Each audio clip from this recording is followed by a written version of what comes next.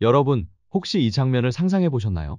한국 새 대통령이 취임했는데 미국 대통령이 중국 주석과 먼저 90분간 통화하고 그 다음 날에야 한국 대통령과 겨우 20분 통화를 한다면 단순한 일정 조율일까요? 아니면 우리가 놓치고 있는 더 큰 그림이 있는 걸까요? 안녕하세요, 월치부입니다. 오늘은 2025년 6월 초에 벌어진 이 충격적인 외교 시나리오를 깊이 분석해 보겠습니다. 트럼프 대통령이 시진핑과 먼저 통화한 것이 단순한 우연이 아닌 한국을 향한 전략적 메시지였다는 분석이 나오고 있거든요.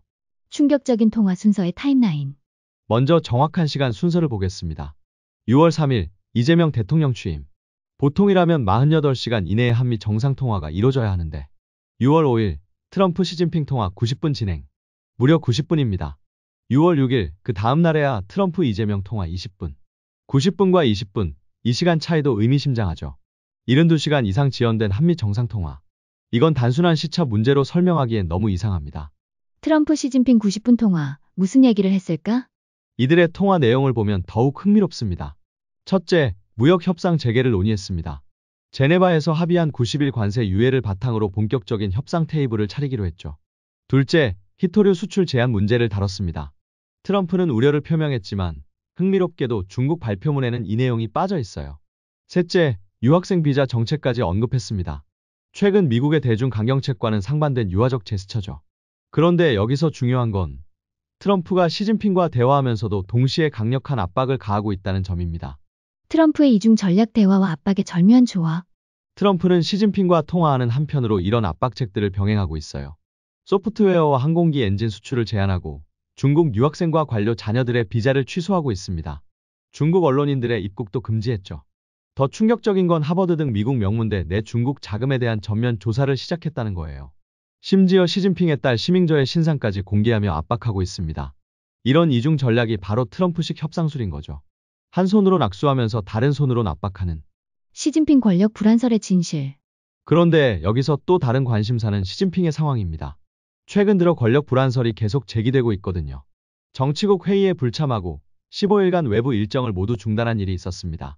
시진핑 지시라는 표현도 현저히 줄어들고 대신 집단지도 체제를 강조하는 분위기예요.